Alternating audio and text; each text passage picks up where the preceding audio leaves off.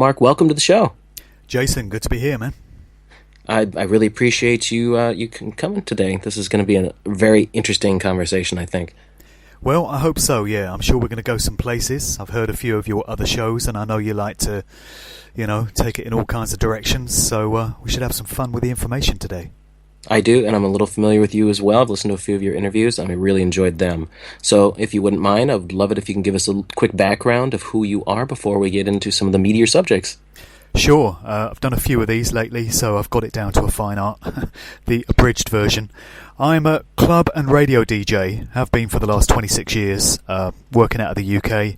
Been fortunate enough to play gigs in over 40 different countries, been to the US a few times, and for the first pretty much 20 years of what I did, I went through the motions of what was expected of you as a DJ, and didn't really give any thought to what lay beneath the surface, or what was hidden from view. Had no reason to, really, until in 2010 I underwent a bit of a conscious awakening, and I came to some great understandings about the truth of what's really going on in this world and what goes on behind the scenes that is kept hidden from view. And I quickly saw how this fed into my special area of interest, which was the music industry, of which I was a part. And I came to understand how the corporate music industry is absolutely manipulated and controlled and directed by a hidden hand, by some very dark forces behind the scenes. And I came to understand how this has pretty much been the case since day one, since these entertainment industries were first set up. And so I very quickly wanted to understand the true nature of how all this had been done. And I also wanted to understand the nature of how I'd been tricked and duped and conned and mind controlled for so long. Because I'm not someone that likes to be taken for a mug. And when I discover that it's happened, I need to know the tactics that were used. So the path that I've been on for the last 5 to 6 years has been investigating and researching the true nature of the corporate music industry, because that is my specialist area of interest, but also looking at how it fits into the bigger picture of what's going on, because it's really just one aspect of this massive jigsaw puzzle which involves every other facet of daily human activity imaginable. I can agree with that. I can totally agree with that. Yeah, so it all connects, and I've been trying to discover how it all works over the past few years, and that's led to me publishing my book this year. That's led to me doing my podcast series that I do, and doing public talks and a whole bunch of interviews. I'm someone that needs to know truth, and that's the path I've been on for the past few years, which is very different to where I was before. When did you start doing the DJ thing? Well, I started in 1990, and I started out in radio. I got a spot on a radio station which is local to where I live, Oxford in England. And so I did that for a few years, and I started doing clubs off the back of the radio show. And it just spiraled from there, really. Well, what I'd really like to discuss with you is social engineering and how when it would have started and how that came through the decades to today. So I'm curious, from your point of view, knowing what you know now from when you would have started in 1990, what did you see changing just doing your DJ gigs with the way people were and how they responded to music and what they liked in music compared to 2016? Well, it has changed big time, and the area that I've pretty much always DJ'd in has been black music, and specifically hip-hop, or hip-hop and R&B. And what constituted hip-hop and R&B in 1990 is very different to what passes for those music forms in 2016. And I think even someone that's not necessarily on the path to truth will have seen these major changes taking place over the years. That's something I did notice. As the 90s progressed, the music did change. The production quality of the records changed. The lyrics changed. The sort of stuff that was getting discussed and spoken about by rappers and singers definitely mutated as the 90s progressed. So that's something I saw happening. But like most people at the time, I put it down to just one of those things: market forces, artistic progression, change over time. And I didn't see then what I now understand to have been a hidden hand guiding it all and making it all happen. So I did see some changes also in the way club crowds were responding to records. When I first started out in 1990, people would go out to a club to hear a certain DJ play on the basis that that DJ was a specialist, that DJ knew their stuff, and if you went to hear one of their gigs, you would get taken on a journey and you would discover some new music, and you would be, educated and enlightened musically. And as the 90s progressed, I noticed the role of the DJ was becoming more and more like a human jukebox. And by the time the 2000s had dawned, the role of a DJ, particularly in the genres that I play, was pretty much someone that was there to answer to people that came up to the booth and play them whatever they wanted. And I also noticed the attention span of crowds was dwindling as well, and crowds were getting bored with records after about a minute or a minute and a half. So you'd get a great reaction to a tune the minute you brought it in, but you would notice people starting to lose interest after about a minute and a half, and they'd want the record to change. So that's something that had evolved as well. And I think that's all to do with social conditioning, that's all to do with other changes in society, where we've got this culture of instant gratification now, where everybody's plugged into an iPhone, everybody's online, everybody's got their own little electronic world going on wherever they go. And people have got used to getting what they want when they want it right now. And that has fed through into the way people see DJs in clubs. They expect you to just be able to pull up any tune that they want and put it on right now because they want to hear it right now. And then in a minute and a half's time, when they're bored with it, they want you to do something else. So those are just some cultural changes that I've seen in the world of DJing during the years that I've been doing it. But just to go back to what you were asking about when this whole method of social manipulation and mind control started, my research has shown that it really does go back to the very early days of the industry on both sides of the Atlantic. And there are a lot of parallels between stuff that was happening in the UK and stuff that was happening in the US from the late 1950s onwards. So over in the States you had Bill Haley and the Comets pretty much kicking off the rock and roll thing, and then, Little Richard and Buddy Holly and Chuck Berry and all those guys, and then Elvis Presley came on the scene, and that whole rock and roll thing got going there. And then on this side of the pond you had acts like Cliff Richard, there's a name to get into, who was dubbed the British Elvis. And then, of course, that paved the way for the Beatles and all these beat groups coming out of Liverpool, and then the Rolling Stones and that whole British invasion that came over to the States. And it's very interesting because when you get into all the consistent hallmarks of what happens behind the scenes in the industry, you see the same things cropping up time and time again. And you see the same things on both sides of the Atlantic. And the common denominators always are connections between prominent musicians and military intelligence backgrounds, usually through the fathers. There's some connection there to the military, to the secret services, CIA, FBI, MI6, or various other government departments, or spying and surveillance. Then you've got paedophilia everywhere, unfortunately, Satanism and dark occult ritual everywhere, and homosexuality everywhere, and people that refer to themselves as Jewish, a very large proportion, out of proportion to the overall scene. These are the common points that crop up time and time again, and it's something that I highlight in the book. And it's quite a shocking thing to discover when you get down to it. It is. Before we get into the past, what has been the reaction since the Jimmy Savile information has come out in the UK? How are people today? Do they look at the BBC and just the British entertainment industry in general? Do they see it differently now, would you say? I think people do. I think the general public realise that there's something very wrong with the BBC, and they realise, if they're honest with themselves, that it goes much deeper than just Jimmy Savile. There's been a whole bunch of celebrities that have been thrown to the dogs in recent times since the Savile revelations broke.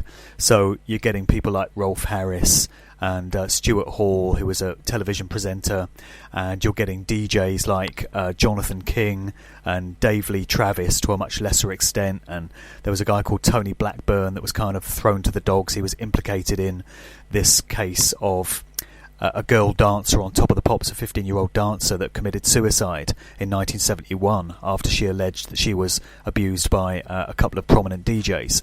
So what the establishment have been doing has been throwing a few of these names out there to give the impression to the public that something is being done to clear up this cesspool of depravity at the BBC. But all it is really is an exercise in damage limitation to keep the heat off those at the very top of the establishment, you know, BBC senior management, and then going into the world of politics, and there are connections through to the British royal family as well. German. Well, it has to be all intertwined. Yeah, they are German, exactly. The thing is, you know, and I've known about the Jimmy Savile thing, obviously, for as long as anyone, it's got to be all intertwined. There's no way that that person was doing the extent of the damage he was to people without it being known. Just no way, you know? Absolutely. It's inconceivable that BBC senior management didn't know what that guy was up to when it's been revealed that he was abusing children on BBC premises. And don't forget that over here we are required to pay basically a tax, a license fee for the privilege of watching BBC television programmes. So just think about the hypocrisy of that.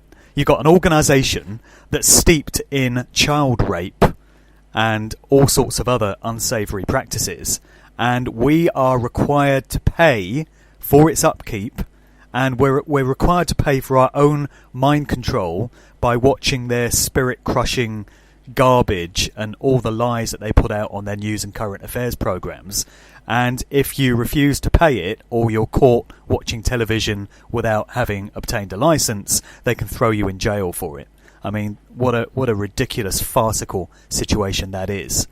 It is. I found out about that when I was a kid, being a huge Doctor Who fan, and I was like, you have to pay a fee to be able to watch television, and they actually drive around trying to catch people if they haven't paid it, that they're going to, you know, fine you and or throw you in jail for that. Exactly. And then the other thing about the BBC is they've got this annual money grab called Children in Need, which is more hypocrisy of the highest order, when the BBC and those it has employed have been responsible for so much misery and suffering among children over the decades, and yet every year in November they have this big charity event called Children in Need, where they have a whole host of special programs, and they wheel out all these celebrities, and they all dress up and do stupid things, and they implore the general public to please give whatever you can and part with your cash to help these poor children. And they've got a mascot for Children in Need. It's called Pudsey Bear. It's basically a teddy bear, and it's got a bandage over one eye. Mm-hmm. And when you start getting into symbolism, as I and many others do, you realise that a depiction of somebody covering one eye has a lot to do with the dark occult practitioners of the control system that we have, currently putting humanity into enslavement. It's a very potent symbol, a kind of calling card of theirs. And then when you also get into symbolism attached to trauma-based mind control and the satanic ritual abuse of children, you realise that teddy bears are used as emblems in that whole sick, depraved world as well, and particularly teddy bears with mutilated limbs, because it's symbolising the shattered innocence of childhood that takes place within these horrific rituals that they go through when they come from a background of abuse. So you've got Children in Need with its mascot actually mocking the people that are watching it and are giving their money. So you've got dark occult symbolism and mind control and satanic ritual abuse symbolism all incorporated within this, motif. And it's just another example of this vile, grotesque organisation, which unfortunately is still a national institution over here.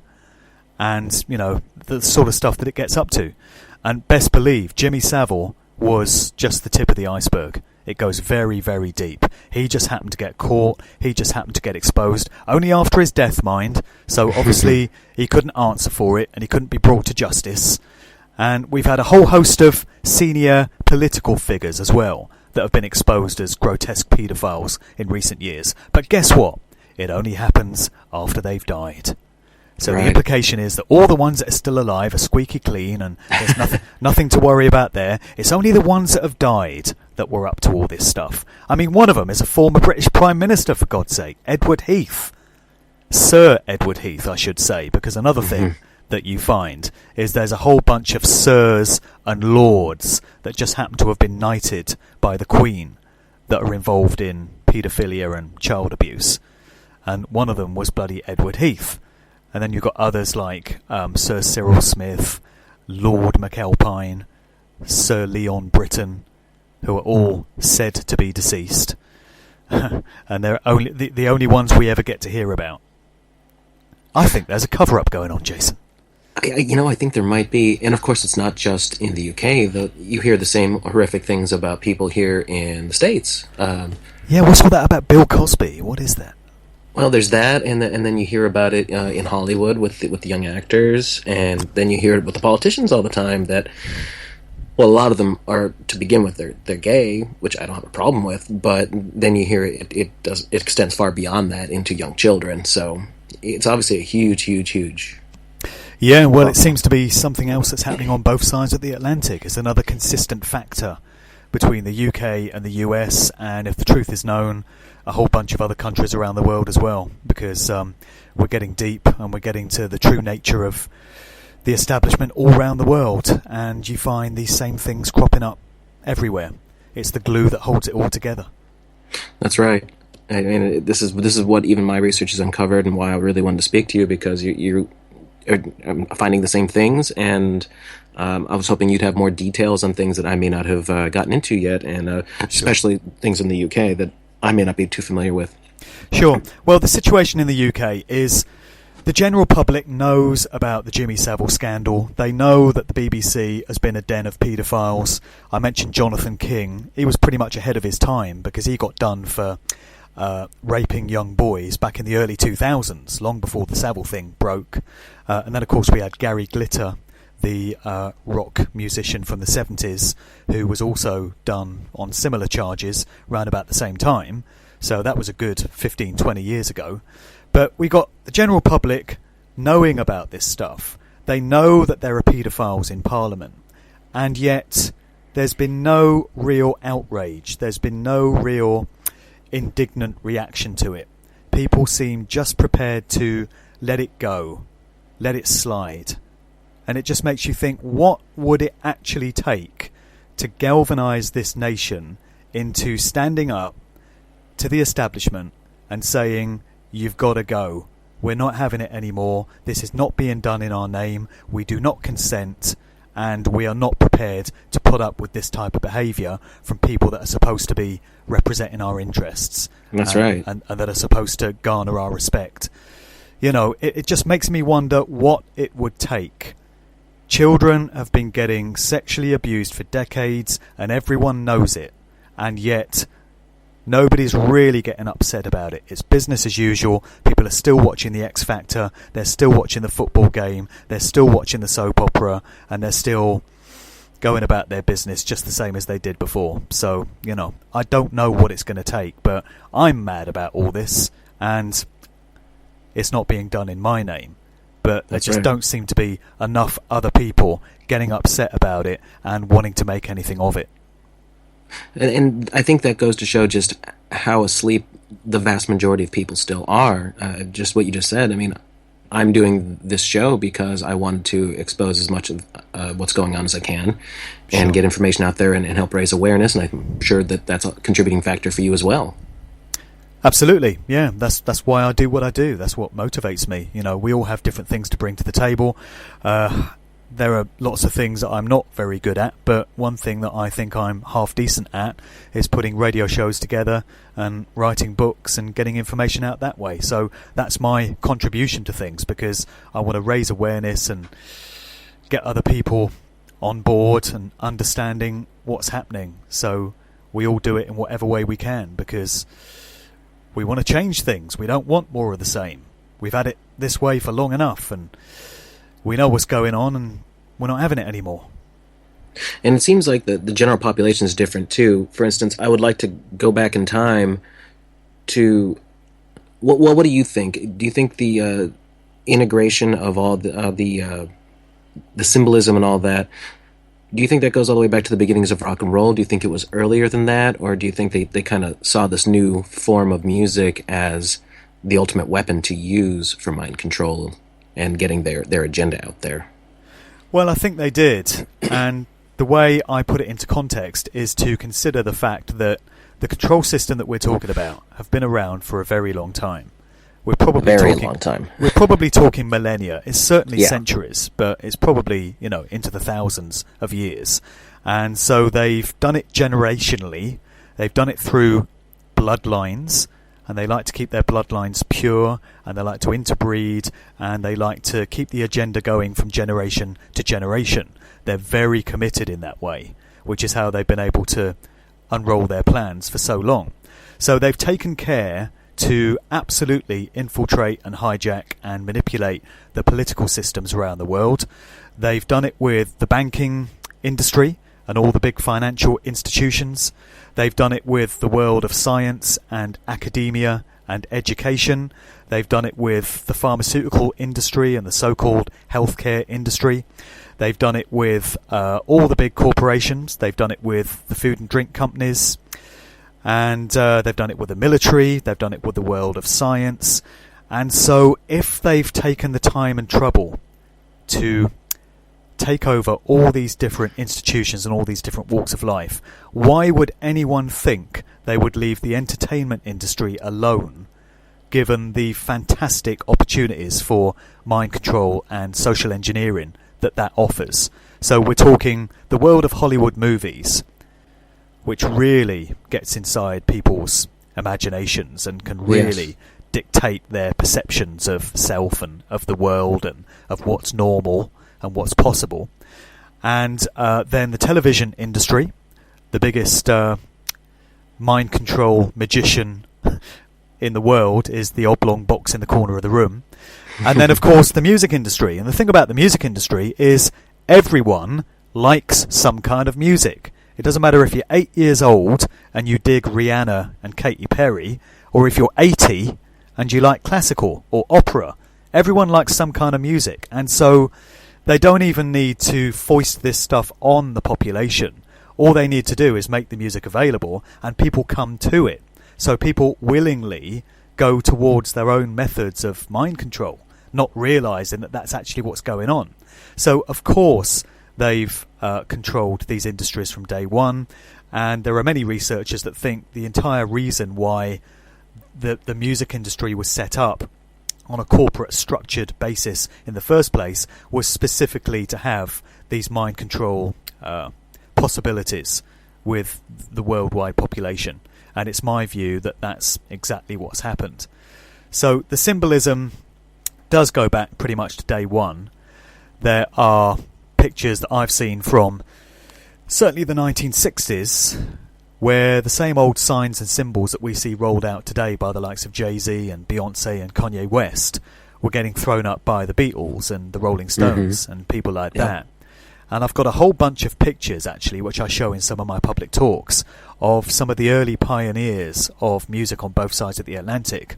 And guess who the consistent figure that is always pictured with them is, and always seem to be associated with them? It's Jimmy Savile. There's pictures of Jimmy Savile with Cliff Richard. There's pictures of Jimmy Savile hanging out with the Beatles.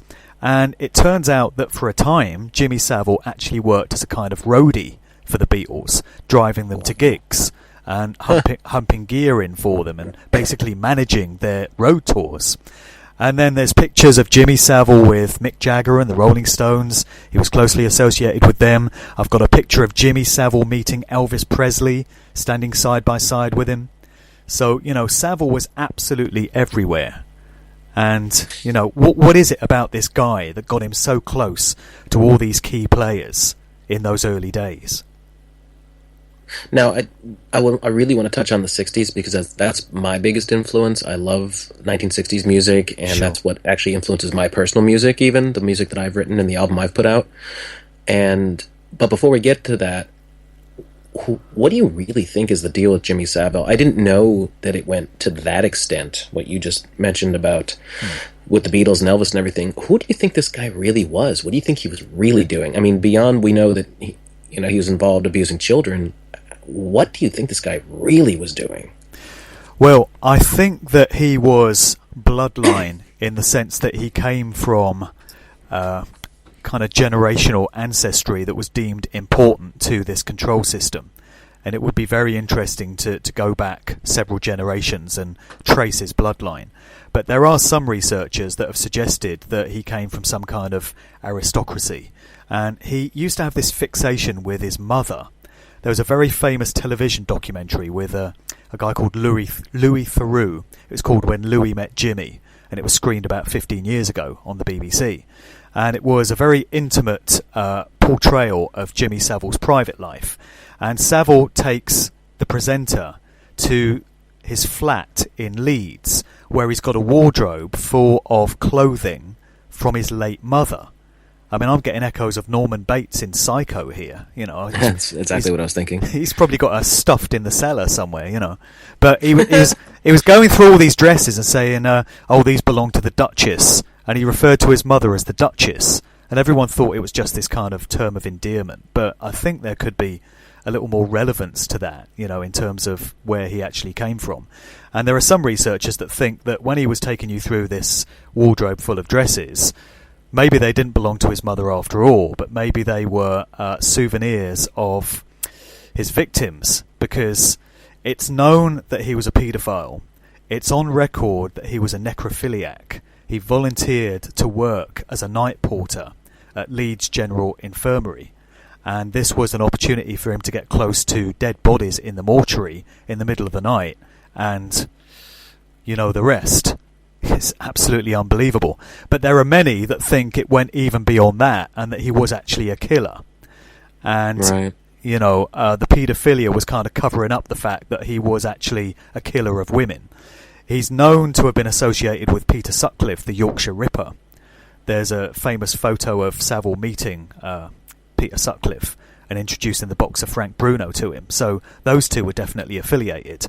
And one of the victims of the Yorkshire Ripper, her body was discovered very close to Savile's flat in Leeds, near Roundhay Park. So, there could be more than meets the eye to Savile there.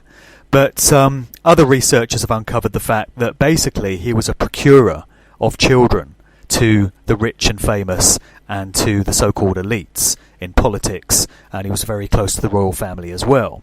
He had a very close relationship with Prince Charles. Prince Charles sent him a pair of gold cufflinks for his 80th birthday, and there was a message engraved on them which read, "Dear Jimmy, no one will ever know what you have done for this country." I think there could be a double meaning there. I think so too. As far as those clothes, it would be interesting to look at that and see if the period the clothing looks like it comes from, if it matches up to just his mother's passing, and looks like it comes from the appropriate time frame, or if it looks like things that would have been more contemporary, as would have been after the fact. Well, it sure would. But whichever way you cut it, there's so much to know about Jimmy Savile. He was knighted twice by the Queen, but that's no great surprise because, it's known as Betty's Noncing Club, because you kind of, for anyone to be a Sir or a Lord, I think they have to be into something. It's certainly not a title I'd want. And I think it tells you a lot when somebody is knighted by the Queen. What have they done to warrant that? And there's got to be a reason why Savile was so closely affiliated with all these artists that I mentioned earlier, and why he was always on friggin' TV. And nobody really liked him. I remember as a kid, he did this program called Jim Will Fix It, and it was on in the 70s and 80s, and I always found him very unsettling and very creepy. And I would talk to my friends about it, and they'd say, oh yeah, Jimmy Savile's a real creep. And yet he was always on TV, and he presented Top of the Pops for 40 odd years, so there's got to be a reason why he was always so prominent and why he had access to all these kids everywhere. Did he have a public persona? Like, did he have a wife and children, anything like that? Or was he gay and didn't talk about it? Is there anything like that known about him? Or anything actually about his past history? No, he never got married, famously never had kids, and you never heard about him in a relationship with a man or a woman. And I've heard him in interviews drop little bits of innuendo to suggest that he fancies women, but, you never saw him with anyone. So that side of him just remains a mystery. What about his childhood, his early years? How did he get into the BBC in the first place? Well, he had a very checkered kind of history before he got into the BBC. He started out as a wrestler. He was, an entertainment wrestler back in his Leeds where he grew up. And then he took on a couple of nightclubs and started managing those. And in that documentary that I mentioned earlier, there's a section where he boasts about the relationship that he had with the police at the time.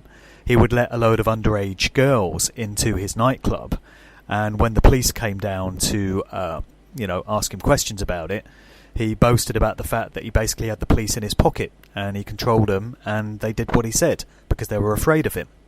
So that's quite interesting.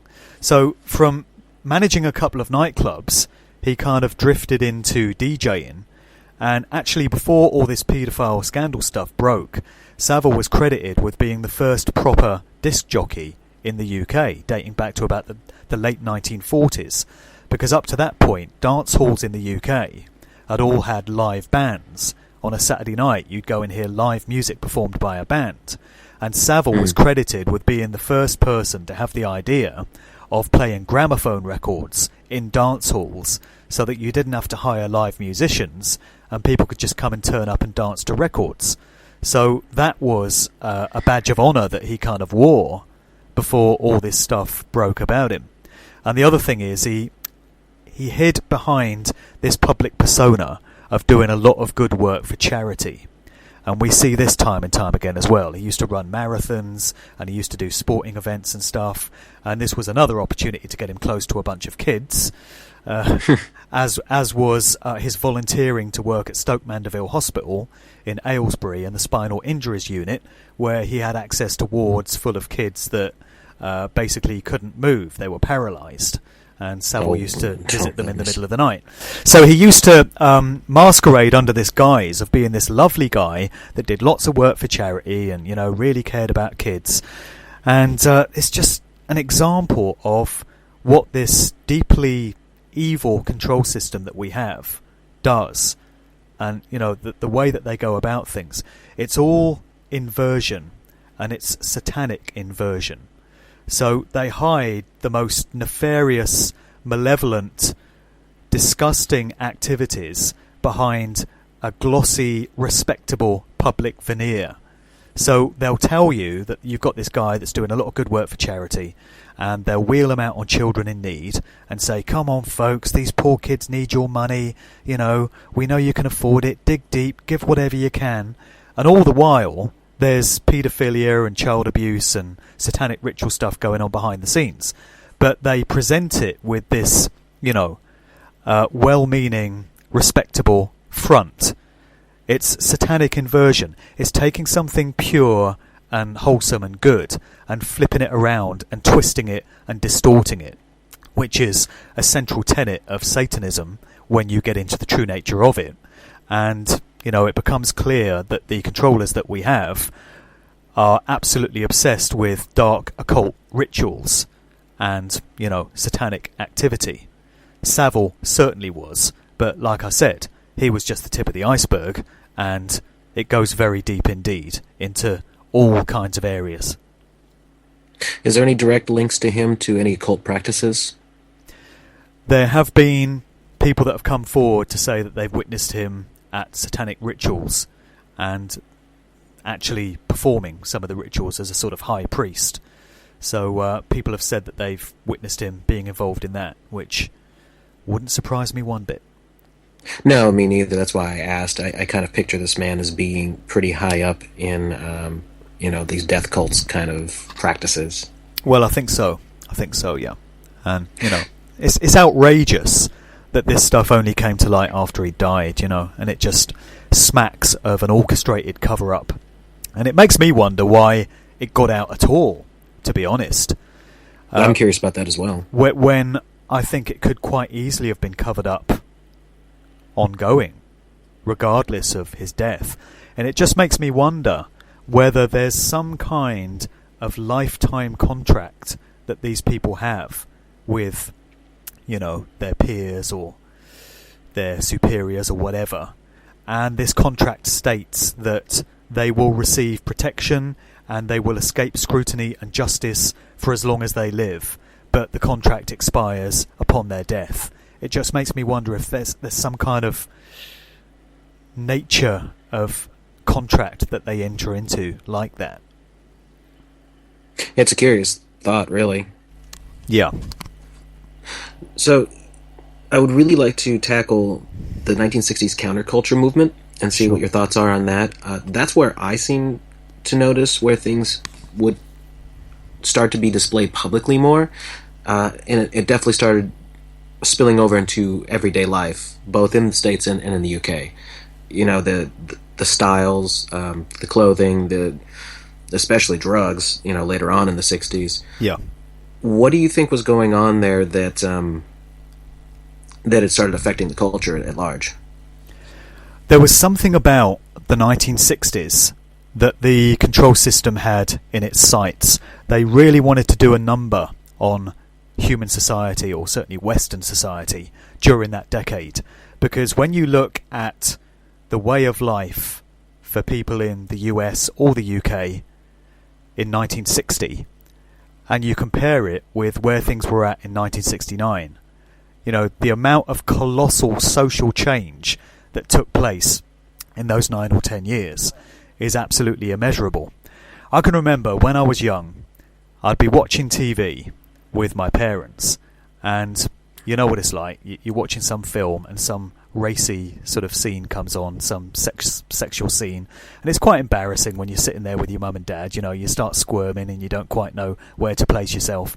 And I can remember my folks, when this sort of thing would happen, they would always say, "Oh, I blame the 60s.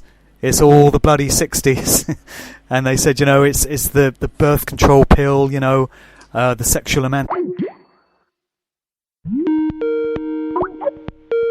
Hey. Oh, can you hear me? Yeah, are you there? Oh, I'm here. You were cut off for a second, then it dropped. So let me... Yeah, damn. Where did I get to? You just started about the 60s, so we can just start that little bit over. You didn't get very far. Okay. Did I start talking about my folks? Yeah, you were just saying something about watching something with your folks, and I just want to start cutting up. So I'll start that bit again.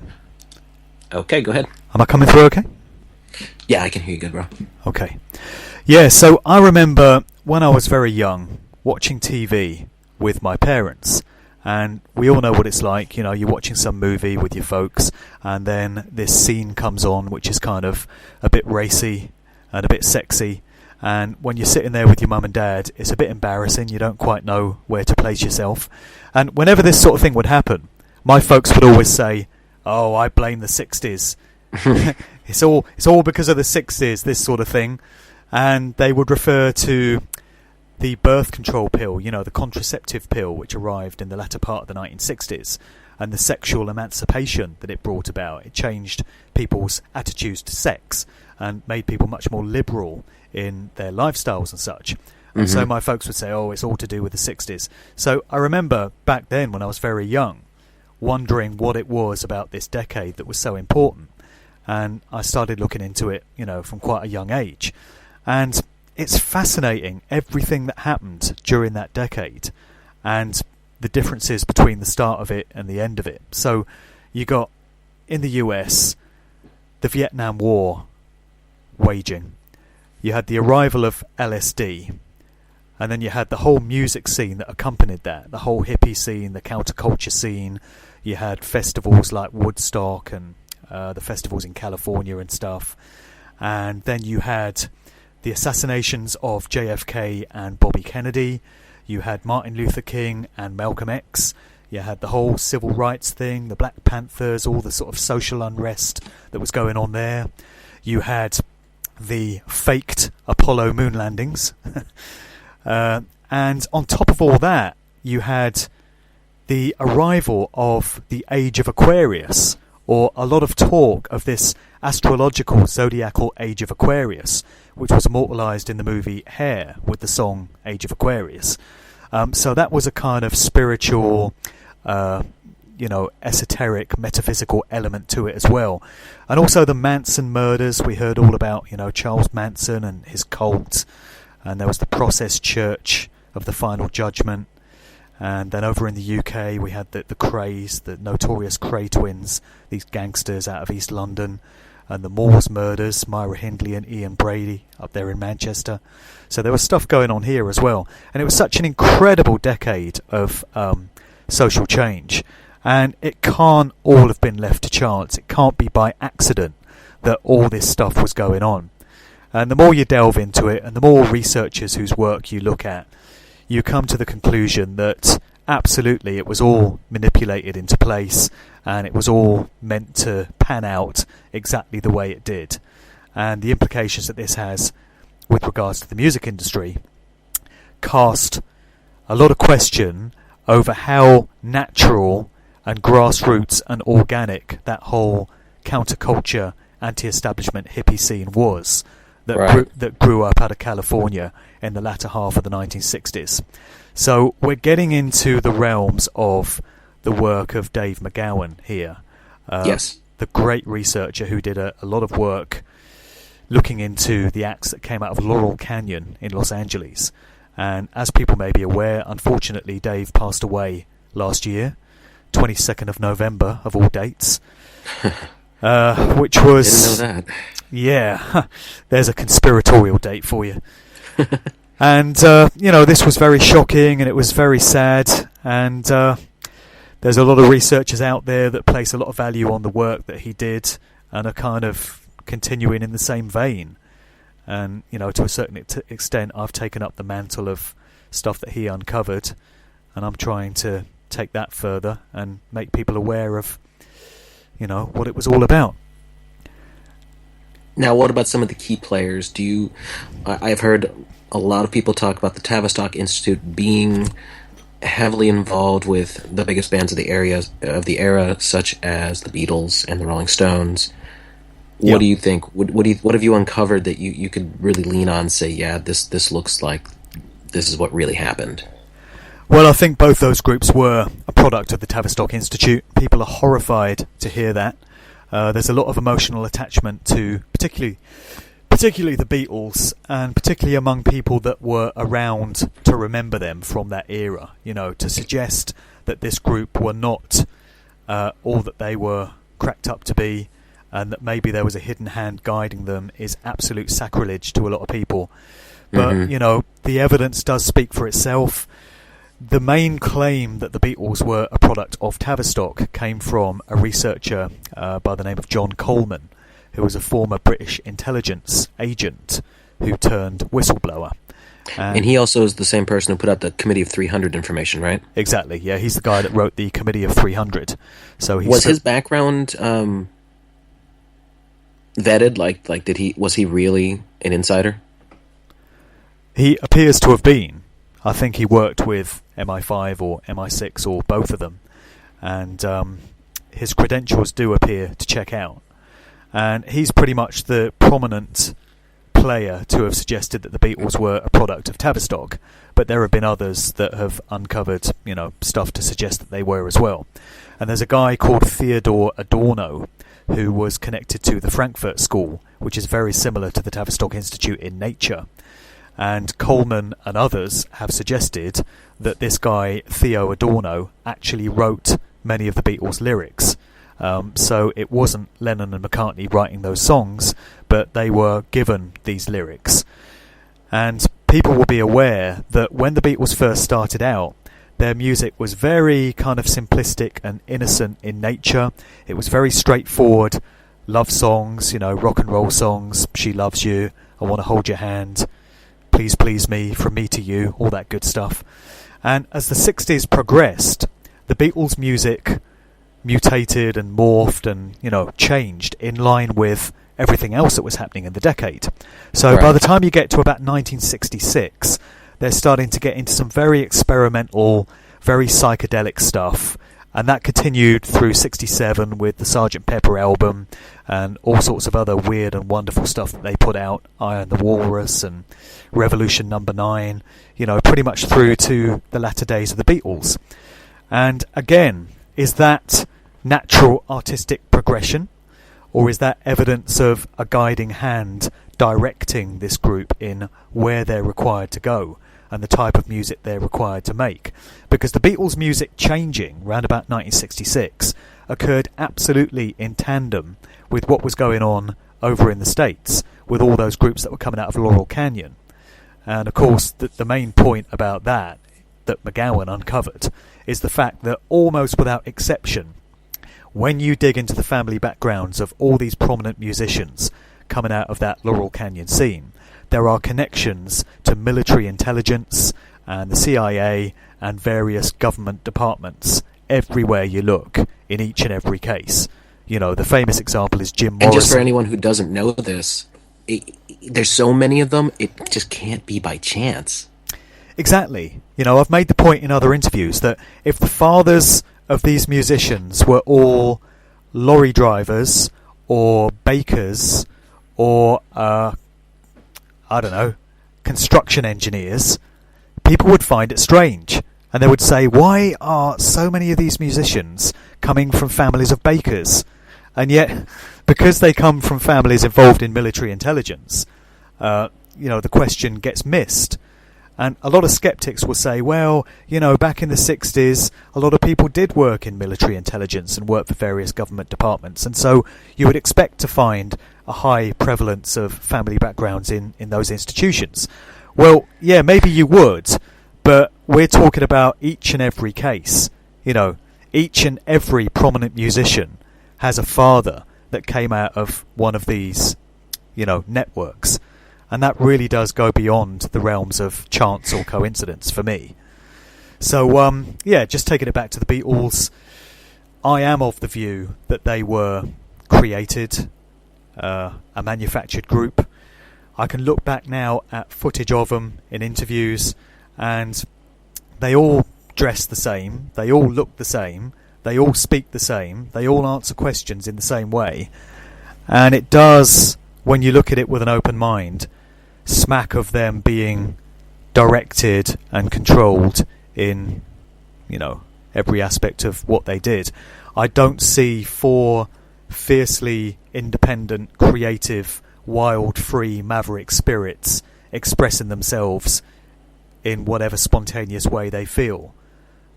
I just see the presence of various forces guiding them and controlling them. And one of the names that you hear a lot is George Martin, their producer, pretty much from the start, who was responsible for their very distinctive change in sound when they started doing all these big orchestral scores, and their music became very big and very epic sounding. And then, of course, we went into that experimental psychedelic era that I mentioned, and George Martin was present throughout. And, of course, we lost George Martin just the other week, about 2 or 3 weeks ago. He passed away at the age of 90, I think it was. And so there's another voice silenced forever that we'll never get to hear. And when it comes to the truth about the Beatles, there are so few people left now that were a part of that inner clique, that camp, that would be able to definitively tell you what was really going on.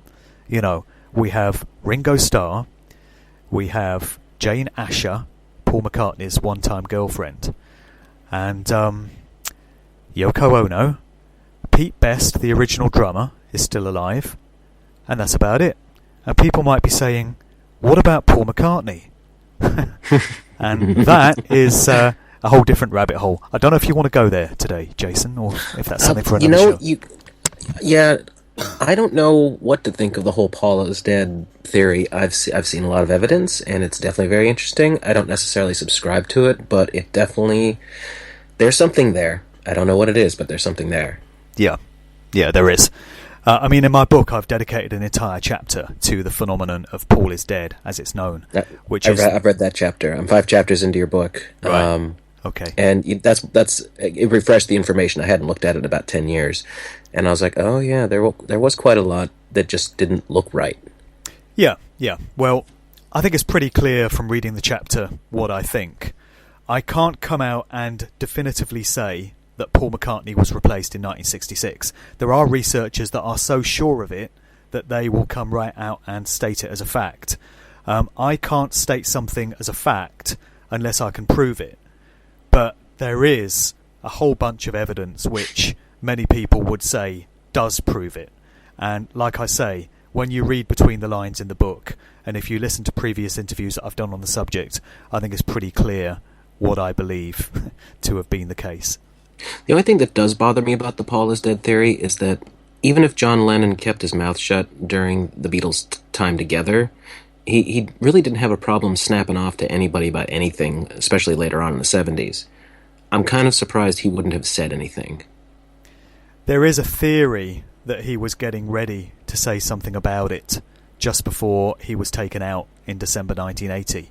I mean, it's impossible to know whether there's any credibility to that, but some have suggested that he was showing indications that he wanted to come clean about the whole McCartney deception thing. It's a possibility, I guess. You know, it's something that you will never prove. He did put out the song How Do You Sleep, though, which was a bitter swipe at McCartney. So even if you accept the idea that McCartney was never replaced and the person we see today is the original Paul McCartney, something caused Lennon to want to take that swipe at him and say things like, "Them freaks was right when they said you was dead. The one mistake you made was in your head." And, you know, he's just really laying into McCartney. The track is called How Do You Sleep? You know, he wasn't happy with him. So what is going on? And that is actually consistent with the idea that McCartney was switched and that Lennon could never really get on with the guy that was given the job of replacing him, which is something you hear quite a bit.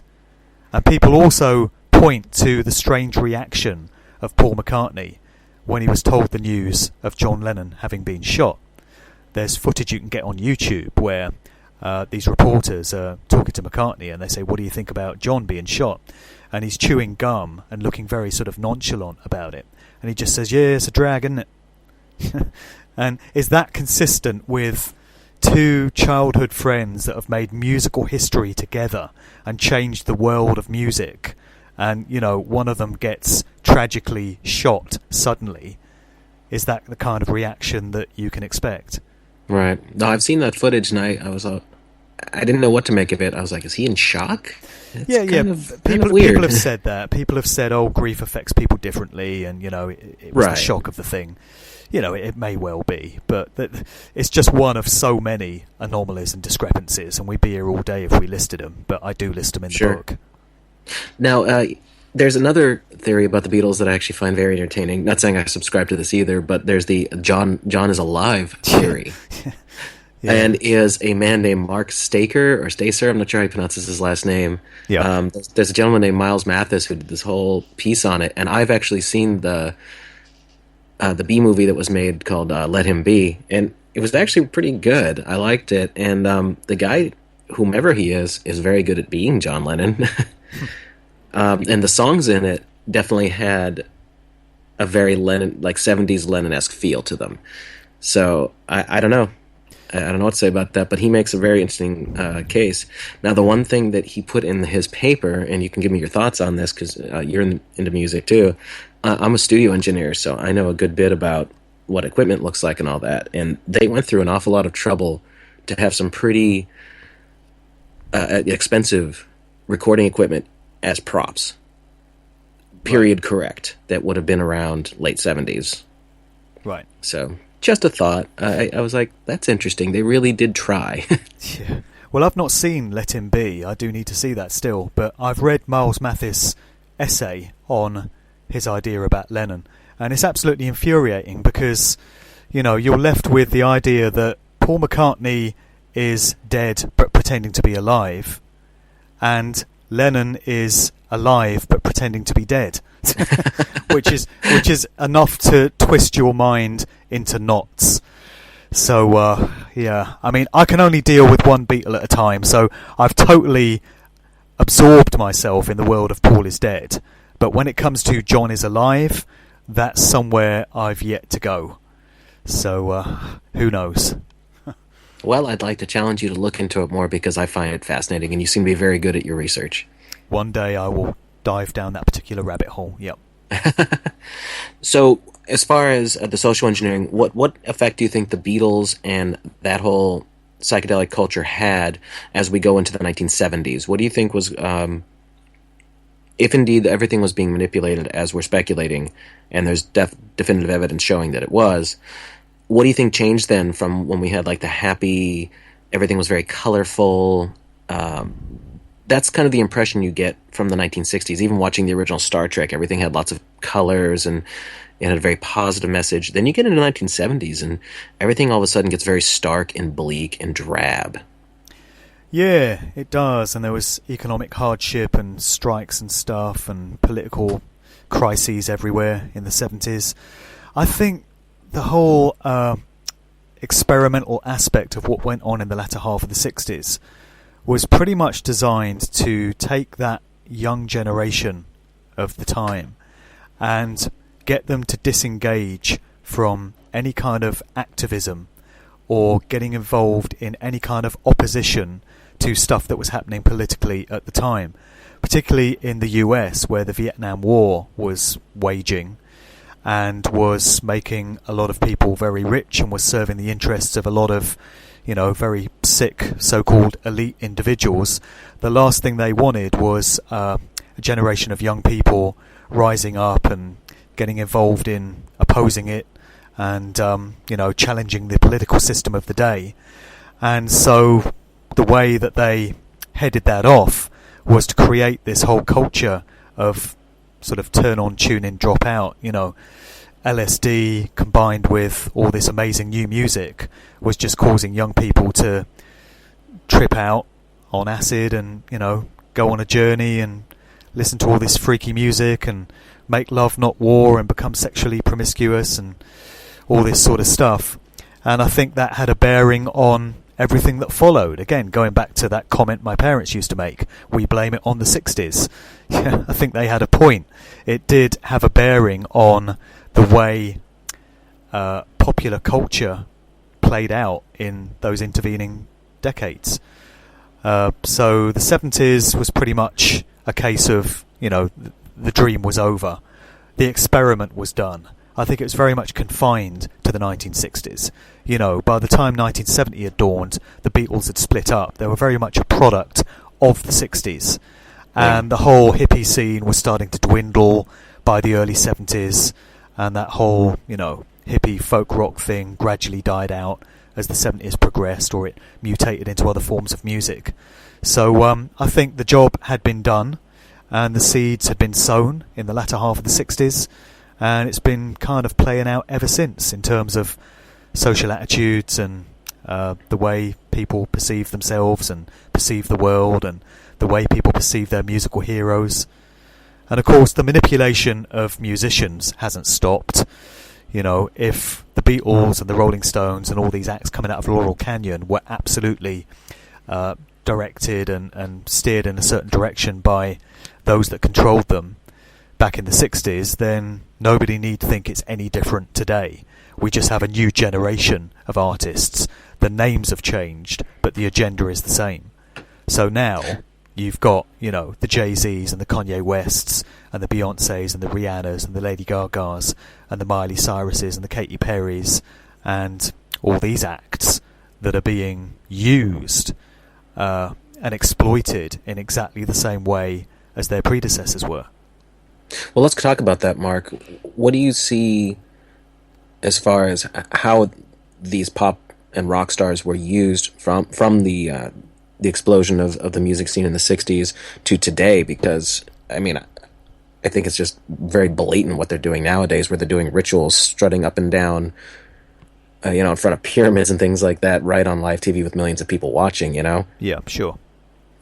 I mean, it's blatant. What do you think's really going on here? What are these people doing? It becomes clear that anyone that's enjoyed any degree of real success to the point that they've become a household name and they've had a career that's lasted decades has paid some kind of price in exchange for that engineered fame and fortune.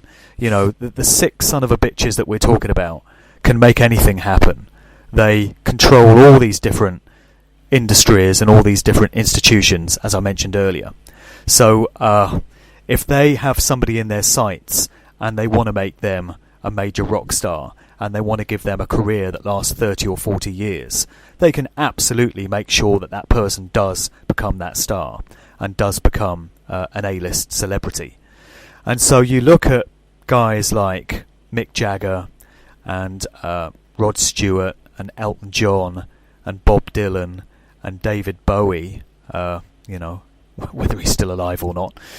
And it's obvious that these guys would have signed some kind of contract or made some kind of deal that enabled them to enjoy that type of success. And every now and again, they seem to feel the need to give you little indicators of it. So they'll flash up one of these symbols, or there'll be some kind of imagery in one of their videos, or there'll be some aspect of their personal lives that will make it into the headlines, and it gives an indication of the true nature of what it is they've got into.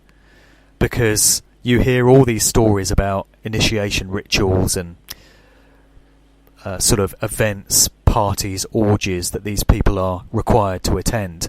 If you think about the movie Eyes Wide Shut with Tom Cruise, Kubrick's last movie, and the scenes that were featured in that, I mean, if anything, that seems to be a very lightweight representation of the sort of thing that you hear about going on.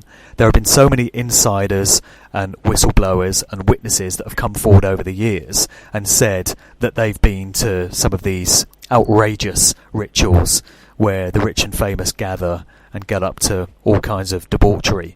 And it seems to be a requirement of this contract that these celebrities enter into in exchange for this fame and fortune.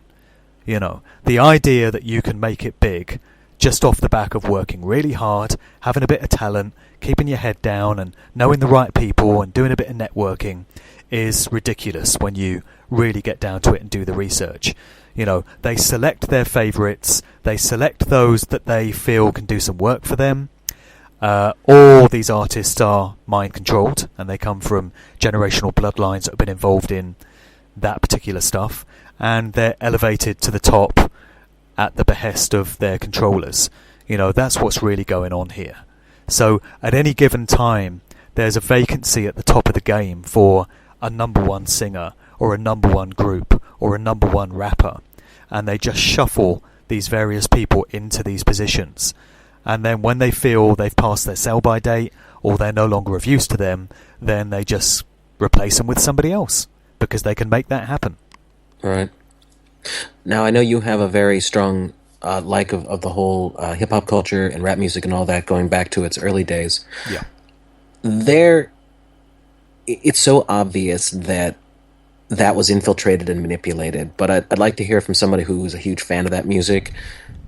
What do you think really happened and when? Let's talk about that, because the way I see modern rap music, it is nothing but breeding ignorance, like love of money and objectifying women, and just it's all about self. It's almost like what the real Church of Satan's about. It's only about yourself. Don't care about anybody else. It's just about you. And that's what I get from that. It just has a very negative aura about it, and I don't get anything positive from it whatsoever. But that's not what it was about way back when. I'm old enough to remember all that. So, but I'd like to hear it from your point of view, because that's what you love.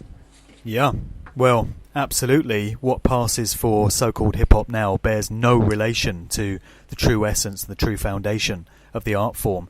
And I actually can't listen to so-called rap shows on the radio anymore. I just can't hear it. If I'm unfortunate enough to have a radio station on and a record by Lil Wayne or Drake or Big Sean or Rick Ross or any of these artists comes on, I just can't listen to it. I have to turn it off, because there's something about what's been done to the production methods and the whole sound, the whole sonic fabric of these records that just doesn't sit well with me. And that's before you even get into the lyrics. And as you mentioned, the only things you hear about in so-called hip-hop records now are girls with fat asses, gold chains, the acquisition of material brands, how much money somebody's got, going up in the club, partying, getting drunk, going home, having sex with loads of women. That's all you hear about. There's nothing meaningful. There's no kind of message in the music anymore. I did an interview with a guy. I can tell you, Mark, the damage that's being done with that, because I'm a manager for a major music store. Okay. And I see people coming in all the time who are just reflections of that culture. That's what they want, Yeah. It's done so much damage, I couldn't even begin to put words on it. But I'm sorry, go ahead. Well, it's just amazing because the agenda's been the same pretty much for the last 20 years.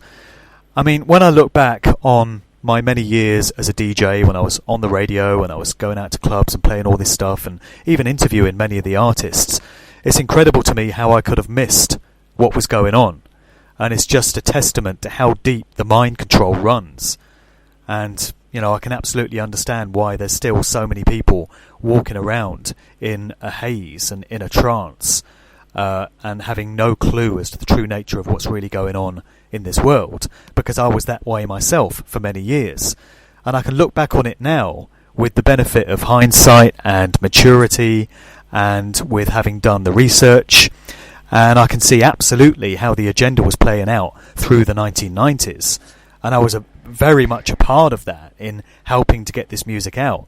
And it does make me wonder how I missed it, because to my mind the music started to change around the mid-90s, and pretty much from about 1997 to date, those lyrical themes that I just mentioned are, with only a few exceptions, the only thing you've heard about in rap records. So do we really need to hear for 20 years about gold rims and chains and fat wads of cash and girls with fat asses? Aren't people bored with that after 20 years? How many times do we need to hear a rapper boast about how much money he's got and how much cocaine he shifted last year? I mean, there's a British researcher called Neil Sanders that jokes about this, and he says, Rick Ross is this platinum selling major rap star, and he does world tours and he's always making records, and yet he's always boasting about how much cocaine he shifts. How does he get the time? How does he get the time to do it? But anyway, that gentleman stole his name from the real Rick Ross, who was a freeway. A drug pusher. Freeway Ricky Ross, and he was involved in pushing drugs for the CIA. And he's come out and said that he was involved in drug contra deals on behalf of the CIA. And Rick Ross, whose real name is William Roberts, was a correctional facilities officer in a bloody private prison before he stole Rick Ross's name and reinvented himself as a gangster. But that's an aside. So there was an interview that I did with a fascinating guy by the name of Black Dot, and I interviewed him last year. And he talks about the fact that when hip-hop culture originally emerged out of the Bronx in New York in the early 70s, it was a reawakening of spiritual components of the ancestry of black people that was being reinterpreted in this new age. And, it's fascinating when he breaks it down. He takes the 4 central elements of hip-hop, which is turntablism, the rhythmic sort of scratching and cutting up of records, b-boying, breakdancing, graffiti art, and the spoken word, the lyricism, the rapping. And he says that these are modern reinterpretations of 4 central elements of African tribal culture. So you had the oracle, the storyteller, that verbalized things, and the modern interpretation of that is the rapper, the MC. Then you had dancers, tribal sort of ceremonial dancing, and that's been reawakened in breaking and b-boying. Then you had hieroglyphic art, which has been evoked in graffiti art that we now see. And then the turntablism and the sort of rhythmic scratching and cutting up of records is a reawakening of the drumming that used to take place in, ritual ceremonies going back to ancient tribes in Africa. And he said that, all this stuff has been in the DNA of black people throughout all these generations. And what happened in the 1970s was there was something about those times and the spirit, the zeitgeist of the time that was just right for it all to be reawakened and reinterpreted into this new art form. And that was the spiritual basis of hip-hop. That's what gave birth to the art form. And so when it first started out and you had the pioneers like DJ Kool Herc and Africa Bambaataa and Grandmaster Flash and Grand Wizard Theodore and guys like that, they were all a part of, reinventing this ancestral sort of art form. And so that was the purity of hip-hop, and that continued into the 80s. And as the 80s progressed and hip-hop became very popular as a genre, the corporations naturally got a sniff of it, noticed that it was galvanizing and motivating large numbers of young people, and of course they can't have that. They have to be in control of everything. They can't let anything evolve organically. They've got to be in control of it. And so the corporations gradually got their claws into hip-hop and started signing up the artists to all their big labels. And then the soundscape of the music started to change as the 80s gave way to the 90s. That's when we got the genre that's known as gangster rap. And you had, groups like NWA coming on the scene. And then we had this notorious letter that emerged in 1991, the letter from the music industry insider. Have you heard about this? Do you know about this one? No, I don't know about that one. Okay. Well, this is a letter which emerged in the hip-hop press in recent years. I think it first came out about 6 or 7 years ago. And it purported to have been written by a senior record company executive from one of the big labels. He wanted to remain anonymous for obvious reasons, but in this letter he said that he'd been carrying this guilt with him for the best part of 20 years and he had to get it off his chest. And he said that in 1991, when he worked for one of these big labels, he was summoned to a meeting at a private residence in Los Angeles, and at this meeting were a bunch of the other prominent record label executives, all his peers, all the other labels had their senior executives that had been called to this meeting. And they didn't know why they were there, but the hosts of the meeting wheeled in a couple of guys, and they announced themselves to have been representatives of the private prison industry in the US. And they said, we want to work with you guys to change the soundscape and the fabric of hip-hop music. And we can all benefit from this because what we want is for the lyrics to change, and we want rappers starting to glorify certain lifestyles and certain criminal behaviours. And we know that impressionable young fans listening to this stuff are going to want to try and emulate what they hear their rap idols talking about, and so they're going to start engaging in criminal activity, pushing drugs and burglaries and whatever else it may be.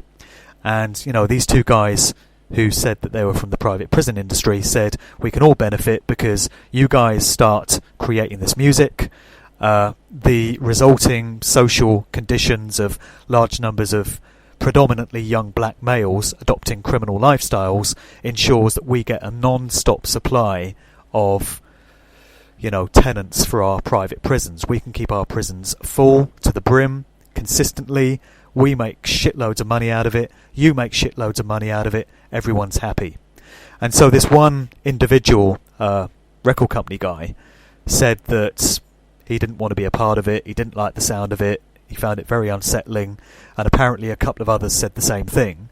And they were asked to leave the meeting so that they didn't hear any more. But obviously they'd already heard enough. And so when this letter emerged in the 2000s, inevitably there were people claiming that it was a fake, that it was some kind of scam.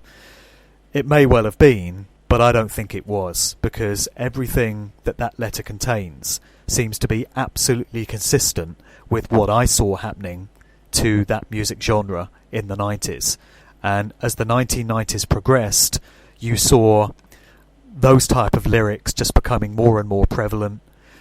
And then another agenda took over as the 2000s dawned, which was to make hip-hop output basically satanic and very dark, and to have all kinds of stuff going on in the sonics, in the production, in stuff that, the sound frequencies. And I find mainstream hip-hop now to be very dark and unsettling and just not something that I want to listen to. It doesn't make me feel good. So they've absolutely done a number on that genre in many ways.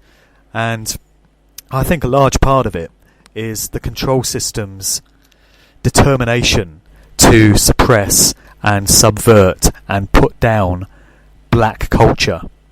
They seem to have particular contempt for people of colour, and they seem to have always wanted to destroy black culture and black artistry, and just to completely denigrate it. And there are many ways in which they've done it, but they've had their sights on hip-hop for a long time, because I think they recognise that there are these spiritual, metaphysical components to the art form of hip-hop that I outlined, and they absolutely can't have that flourishing. They have to crush it. And I don't know if you saw, but the other day there was an outrageous news story concerning Afrika Bambaataa, who's one of the original founding fathers of hip-hop, a legendary figure. And there's this guy in New York who is claiming that Afrika Bambaataa sexually assaulted him in, I think it was the early 80s, he says, and, forced him to perform oral sex on him. And when you first read the story, you think, oh my God, not Afrika Bambaataa as well, what is going on? But then when you really think about why this story would have emerged and where it could have come from, it does seem to be consistent with the number that they've done on hip-hop culture and the way that they've tried to destroy and subvert it. So here you have one of the leading figures, this iconic sort of, iconic figure in hip-hop and a major part of its history. And he's had his reputation sullied by this accusation of, sexual assault. And obviously nothing's been proved yet. There's been no legal case yet. We've just got this one guy's word for it. And it just makes me wonder whether this is an attempt to smear this leading figure of hip-hop and just another way of putting the whole genre down. Is this gentleman someone who's very outspoken against the establishment? Who, Bambaataa? Mm-hmm. He's been outspoken about the way hip-hop has gone, and in many interviews he's talked about the fact that the corporations took it over and basically bastardized it and destroyed it, and what passes for hip-hop these days is nothing like the original essence of the art form. So he's certainly been outspoken about that, and of course he's absolutely right in saying that. Right. I mean, usually when someone's being outspoken against what's going on and hitting on some real truths, that's when you start seeing the smear come out. Oh yeah. Well, we saw that with Michael Jackson. Michael Jackson made some comments in the 90s about the Sony Corporation, calling them evil, talking about how they suppressed and exploited their artists. He called Tommy Mottola, the CEO of Sony Music at the time, the devil. And shortly afterwards, we hear of Michael Jackson being embroiled in this legal case involving accusations of, child abuse again, paedophilia. So, go figure. There's a coincidence for you. Just happened to come out right then and there. Yeah. Same thing with Lauryn Hill. Lauryn Hill came out and was very critical about the Sony Corporation again, those nice people, and had some stuff to say about how the industry exploits its artists. And then the next thing you hear, she's being branded in the press as being mentally unstable, and then she gets a huge tax bill of $1 million. Apparently she forgot to pay $1 million in tax, and so, she's having all kinds of stuff thrown at her for daring to speak out, and that does seem to be what happens to you. What do you think about the really huge figures that are out there right now? People like Jay-Z and Kanye West, who just seem to be literally parading the occult out for all to see, yet their millions of blind fans have absolutely no clue what's going on. Well, they are. Jay-Z's got this thing called the rock sign, which I've spoken about extensively in my public talks and other radio shows. It's basically the triangle of manifestation. It's this thing he does with his fingers to create a pyramid triangular shape, and Right. it's positioned over the left eye. And Jay-Z, in a 2009 interview, claimed to have invented the symbol. And he says it's the rock sign, and it's a reference to Rockefeller Records. So there's an interesting choice of name for his record label for a start, which morphed into Rock Nation. But he said it's the rock sign, and it's supposed to be a diamond, and it's supposed to celebrate bling culture in hip-hop. And this interview from 2009 has disappeared. It used to be on YouTube, but you can't get it anymore. But the transcript of it is still available. It turns out Jay-Z didn't invent that symbol. It's been around a very long time. It's been used by various different cultures and secret societies around the world for some time. There's a picture that I show of Anton LaVey, the high priest of the Church of Satan, in about 1966, flashing up the same sign. And it's said to be the triangle of manifestation. It's used in occult ritual practices. And the idea is that you create this symbol which reflects the unity of mind, body and spirit, or thoughts, emotions and actions. And if you imbue this symbol with your will and your intent, and you really focus on an outcome that you want to physically manifest, then you can actually achieve that through this symbol. So you've got Jay-Z at his concerts instructing tens of thousands of fans to throw up the rock sign. And of course they do it obediently, unthinkingly, the minute they get the instruction. And you've got to wonder what kind of energy is being put into that symbol. You know, what kind of intent and will are we talking about? Particularly when you come to understand the true nature of the dark occult priest class that control the entertainment industry and absolutely have artists like Jay-Z in their pocket. So you get Kanye West doing the same thing. He's always flashing up the same sign. Beyonce's been seen doing it, and a whole bunch of other artists have as well. And then you have other favourite signs and symbols, such as the covering of one eye, the 666 thing with your thumb and your forefingers, you know, where you create a sign that is supposed to mean okay. The innocent cover version is it means everything's cool, everything's okay, but actually it's a depiction of 666, which is a favoured number of this group of nice people that we're talking about.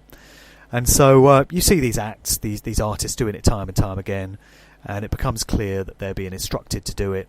It's a little calling card, it's a little motif, a little icon that they feel the need to do from time to time. It's a method of communication between those that know how to interpret these symbols, and it's also a method of mind control to the general public, who are absorbing all this stuff straight to their subconscious mind, and they have absolutely no clue what the relevance is of it, and they have absolutely no idea of what's being lodged into their subconscious as a result. That's why they're doing all these mass rituals at things like the Grammys and the Super Bowl show and stuff like that, and they're getting more and more satanic and more bloody obvious with every passing year, to the point that even the mainstream media is commenting on it, you know, commenting on Katy Perry performing a blatant satanic ritual and Madonna and all the stuff that goes on. You know, it's getting noticed, but still people don't understand the effect that it has on the subconscious mind, because the subconscious mind absorbs millions of pieces of information a second and soaks it all up like a sponge.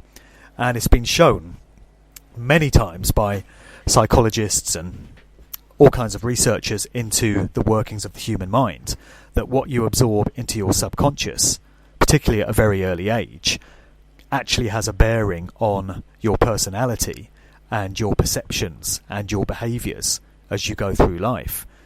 And the only way to break that is to get it into the realms of the conscious mind, where it can be analysed and logically understood. And that's the way that you can understand how these mind control spells work, and they'll no longer have that subliminal effect on you once you've been able to critically analyse it and understand what's been done. So that's why it's very important for people to understand symbolism and understand the way that it's used to mind control the general public in line with these very nefarious agendas that these controllers have. So I spend a lot of time in my book talking about how to recognise these signs and symbols and how to get them out of the confines of the subconscious mind so that that spell can be broken. Now let's tie all this back to what I asked you at the beginning of the show. You started off as a DJ in 1990. Now here we are in 2016. Do you play this music, this current stuff? No, I don't play it because, first of all, I don't want to. Because I'm not interested in being associated with it. The reason I became a DJ way back in the day is because I love music. I'm a music man. You know, I got into music when I was a very small kid, and I've always loved it. And I wanted nothing more than to become a DJ because I wanted to convey my passion for the music that I love to other people in the hope that they can get the same enjoyment out of it that I do. So I've only ever been interested in playing the sort of music that I genuinely appreciate and enjoy myself. I've unfortunately let myself go a little bit over the years. During the many years where DJing was my bread and butter and it was my only way of paying the bills, I did a number of gigs where I was required to play a bunch of records that I would prefer not to have done because I wasn't really feeling them. But in order to keep the dance floor full, and in order to keep the manager happy, and in order to get paid at the end of the night, you kind of have to do that. But I'm very proud of my track record in radio, because I've done a whole load of radio shows over the years. I can honestly say I've never played a record on the radio that I've not personally been feeling. So I've never done a general purpose playlist show where you're told what to play, which most daytime corporate radio DJs are. They just get a list of tunes and they have to play them. I've only ever done specialist shows where I've been able to select the music myself, and I've only ever played music that I genuinely enjoy. So now I do very few DJ gigs because, you know, the requirement in most places is to be playing all this nasty stuff that I spend most of my time exposing. So how hypocritical would it be of me to be going out and earning a living out of playing this stuff when in the next breath I'm slating it and highlighting the satanic elements of it, you know. So I don't get involved in that. I do very few gigs as a result. I play mainly old school revival stuff where I can, you know, go back to records from better days, better times before the agenda really kicked in and just concentrate on that. I still do a radio show and I play new music on that, but I don't get involved in all this agenda stuff. It's not corporate music. It's creative, expressionate music that I feel is uplifting and, you know, is positive, and I detect no hint of anything nefarious going on beneath the surface. And the other thing that I do is a podcast series called The Sound of Freedom, and I just did the latest volume of it today. And I started doing this nearly 3 years ago, and it's basically a conscious music showcase, because in the early days of coming to these realizations that I did around about 2000, also coming across my radar was a whole load of music by awakened artists, and they were putting into their songs exactly the sort of stuff that was on my mind. They were talking about conspiratorial stuff. They were talking about the Illuminati, the New World Order, and, you know, how all these different secret societies work, and they're articulating that and making rap tracks out of it. And then there was a whole load of spiritual, metaphysical stuff that was talking about human consciousness and awakening to truth and all this sort of stuff. And then there were other records that just make you feel good. They're uplifting. They've got that positive vibe to them. And so I started putting together these showcases of this music as the absolute antithesis to all the mind-controlling, spirit-crushing, corporate agenda stuff that most people ever get to hear.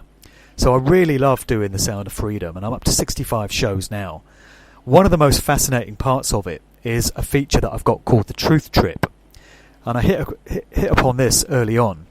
The fact that you can go way back to the 1960s, 70s, and also the 80s, and find a whole load of artists that were talking way back then about stuff that people are just coming to realizations of now. You know, so I go back and I've got a whole load of John Lennon tracks. You know, Lennon with his solo stuff in the 70s, Instant Karma and Mind Games and Number 9 Dreams and Gimme Some Truth and tracks like that, was talking about some incredible stuff that you're finding getting into books now and people talking about in interviews and podcasts and stuff now, and yet Lennon was talking about this 45 years ago. And there's a whole load of soul tracks from the 1960s that were talking about the social conditions of the time. There's Marvin Gaye, What's Going On, and Mercy, Mercy Me from his What's Going On album, which was, I think, 1971. And in Mercy, Mercy Me, he's talking about the skies being poisoned and the water's not fit to drink and the food's being poisoned. And you think, my God, this was 1971. And he could be talking about it in 2016. Yeah. And here were these artists 40, 50 years ago talking about stuff that makes sense to people now. And so I love uncovering those old tracks and giving them a play. I think that's brilliant that you're doing that. And I'm glad to hear that there were people at least starting to pick up on what was being manipulated in our society even back then. Sure. Yeah, a whole load of artists, really, you know, taking it way back. I think John Lennon especially, he knew more of what was going on than he would ever let out in public. He certainly seemed like he did anyway. Yeah, I think he was very switched on. And it really does scramble your brain when you try and take on board the suggestion. Well, one of two suggestions, really. There's a common theory that, like Paul McCartney, John Lennon was at some point replaced. And this would mean that the John Lennon that we saw assassinated in December 1980 was not the real John Lennon, but was a replacement. I mean, that one really fries your brain. And then you got the Miles Mathis theory that John Lennon is actually still alive. And that's another one to drive you insane as well. But whoever this guy was, whether it was Lennon or not, whoever this guy was that was making this incredible music in the 1970s, I mean, that stuff has spoken to me so much and really resonates with me. The concepts that he was getting into and the lyrics. And, you know, it's just the most meaningful music I've ever heard from a mainstream artist. I totally agree. The fact that he could get it out there was fantastic, and I really don't think it would happen in today's world. Yeah, really. There's a track that I included in the volume of The Sound of Freedom today, actually, and it's by Burt Bacharach, the famous composer. Mm-hmm. And he put out this track in 2000 and something. It's not that old. It's just, 10, 12 years ago, something like that, featuring Elvis Costello. And Elvis Costello is quite a switched-on guy, actually, when you listen to some of his lyrics, particularly on the track Oliver's Army. He kind of... and Shipbuilding. He kind of knows what time it is. And so he laid down the vocals on this track that's credited to Burt Bacharach. And it's called Who Are These People? And the lyrics really make you sort of sit upright and pay attention when you know what's going on in the world. Because they're talking about who are these people that control everything? And, how did they gain this power over us and make them stop? And, why do they feel they've got this hold over us? It's lyrics to that effect. It's a very powerful song. And it's just great to know that this music is being made. You have to dig beneath the surface, and if all you ever do is listen to mainstream radio stations and watch MTV and go to mainstream bars and clubs, you're never going to hear it. You've got to know where to look for it. You've got to go digging. But when you do, you're really rewarded because there's some incredible music makers out there. There's a rapper by the name of K Reno, and every track he puts out is just pure truth. This brother really understands what's going on. There's another guy called Diesel Automatic, and he's a rapper that originally came out of Chicago, but his family is from Montenegro in Europe, and he lives there now. And he puts out a prodigious amount of stuff, and his stuff is just mind-blowing as well. Absolutely switched on, totally conscious, and totally dedicated to spreading the message through music. So we were talking earlier about, some of us put out podcasts because it's what we're good at. Some of us write books. And then you have guys like that who have such a talent and such a skill for expressing themselves lyrically. And they can get across in a 3 or 4 minute song what might take somebody else an hour's interview to put across. Music is that powerful. So it's just hugely encouraging to me to know this stuff is still out there. And I would just encourage people to seek it out and really get with it, because it can speak to you in such a potent way. The huge difference today is that with the proliferation of the internet, anyone can reach globally, as opposed to years ago where it was completely controlled by the corporate record labels. Well, that's right. I mean, the internet is our friend. I know the internet can be used and is used for subversive purposes, and I'm sure that the original intention of it being introduced, I don't think it was Tim Berners-Lee on his own. I think probably there was some other elements involved. I think the original intention of the internet was for surveillance and data gathering and all that sort of stuff, but it's backfired big time on the controllers. It's a double-edged sword, completely. It's backfired big time, because now you have people communicating with each other and spreading truth and awareness and information in a way that was nowhere near possible before this. And they're going to have a very big problem trying to shut it down. I mean, I think that's where mass resistance will lie. I talked earlier about the fact that we've got all this paedophilia going on in the UK, in the establishment, and people know about it. We know it's going on. It's been in the mainstream news, and yet people don't seem to care enough to do anything about it. But I tell you, the minute they try and shut down the internet with some bullshit cooked up excuse about security or whatever, they're going to encounter some problems, because people are not going to give that up easily. It's part of the Western culture now. Yeah, it's so much a part of people's lives. They're not going to want to let it go. So if you want to see resistance, I think that's where we're going to see it, if ever it comes to that. Well, honestly, just look at people walking the streets. Their heads are in their phones. You take that away, their heads are going to look up and be like, "What's going on?" Yeah, they're not going to be happy. I don't think they can they've let the genie out of the bottle now. I don't think they can put it back without some serious resistance. Yeah. And that's why I say the internet is our friend, really. That's the way I see it. I completely agree. You don't need to be in Los Angeles or London or any like major city anymore. You could be a musician and be in the middle of nowhere as long as you have an internet connection, and if you play your cards right, you can get yourself known. Well, look at what we're doing now. It's evening time here in the UK. I'm sitting in Oxfordshire, and you're sitting in whatever part of the state you're in. And I'm in Baton Rouge, Louisiana. Okay, and we're talking like we're across the table from each other. And that didn't used to be possible. And we're doing this so that we can get information out that is hopefully going to inspire people and uplift them and, raise their consciousness. And that's a great thing to be done. And the internet has facilitated that. And what incredible times we chose to come here and, be alive and be a part of with everything that's going on. Of course, these times are challenging. Of course, the realization of what's really going on can be devastating to people when they first wake up to it. But we also have such an incredible opportunity to really turn things around and really change things in a way that no generation previously ever has.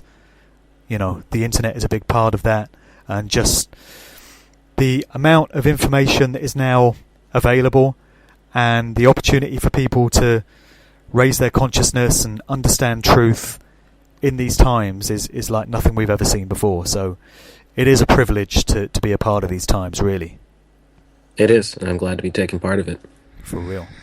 Well, Mark, I want to thank you so much for being here. I know we're definitely at over an hour and a half here.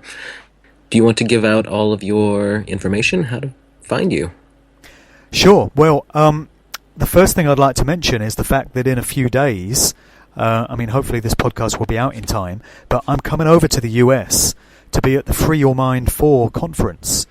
And that's happening in Langhorne, Pennsylvania, just outside Philadelphia, the Sheraton Bucks County Hotel.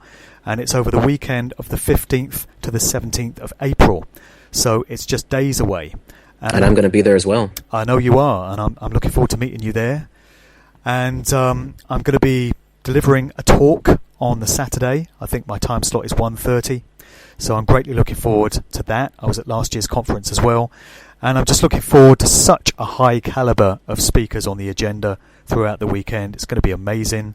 I think so. Jordan Maxwell, Jim Mars, Mark Passio, Max Egan, Ken O'Keefe, Mary Sean Young, who's a Hollywood actress turned whistleblower, Freeman, Jamie Hanshaw, Jay Parker, Bob Tuskin. It's going to be incredible. So I just wanted to mention that if anyone is able to be at that event, I'd love to meet them. Looking forward to meeting you as well, of course, Jason. Other than that, my book is now out. It's called Musical Truth, and it's the culmination of 5 years' worth of research. It's basically everything I've come to understand about how the corporate music industry is controlled and manipulated. It also goes into some areas of consent, free will, natural law, and human consciousness. So I'm trying to tie all these different elements together, and it's all in the book. There's information about the book at musicaltruthbook.com. It's available on Amazon. There's a regular printed version. There's a limited edition hardback version that's just come out, and there's also a Kindle version, so you can grab that from Amazon. If anyone doesn't particularly like Amazon and they want cop a copy from me direct, then they're very welcome to reach out to me. My email address is mark@markdevlin.co.uk, and I've got a stash of books here, and I'm happy to sign them and mail them out to people if they want to pay by PayPal instead. So once again, that's mark@markdevlin.co.uk. Anyone that wants to get in touch, I always answer emails. I always welcome feedback. So I hope that people will feel compelled to get the book and just reach out and let me know what they think. Your book is really, really interesting. I'm absolutely loving it. You didn't know this, but you sent it to me on my birthday, so I was delighted to start reading it that night. Cool. And I've got a good bit of the way through it. So, unexpected birthday present, and I thank you. And Cool. I just want to let everybody know that I'm really enjoying it so far. And I tried to get through as much of it as I could before our interview today, and I got about 5 chapters in, and I do love it. And I'll definitely be telling more folks about that. Well, thank you. I appreciate that. It's quite a read. It's was it 170,000 words? Yeah, it's a fair bit. Well, you don't get a lot of people like you out there putting information together in that kind of fashion. So it reminds me of the Dave McGowan book I read a few months ago, Dark Secrets. I'm sorry, what is it called? Weird Scenes Inside the Canyon. Right, that's it. And I pounded through that. And when I went, and the reason I was reading it first before I even tried to contact David McGowan is because I wanted to have it under my belt. And then I found out he had passed away just shortly before that, and I was so disappointed. But then I heard you when I was looking for other information on him, and I was like, oh, he's right in that same vein. This is perfect. Yeah. I mean, really, I just want to dedicate a lot of what I do to the memory of Dave McGowan, because he was definitely a pioneer in this area of research. And when it comes to how he passed away, I mean, I don't know the circumstances, but inevitably there have been people that have suggested that maybe he paid the price for, putting information out that certain parties would have preferred didn't get out there. According to his daughter, he had cancer. I read the article that she put out. Yeah. I was aware that he had cancer, but apparently he got very ill very quickly towards the end. So, I mean, who knows what really happened? But Right. I think it's just devastating that we've lost him, and I think we just owe him a huge debt of gratitude for the work that he did. Absolutely. No, he did absolutely amazing work. That book, I read through that book so quickly. Yeah. Well, anyway, Mark, thank you so very much. Your time is greatly appreciated. I'm really looking forward to meeting you in, a week and a half? Yeah, not long. All right. Thanks, Mark. Yeah, me too. Thanks a lot, man. Thanks for having me on.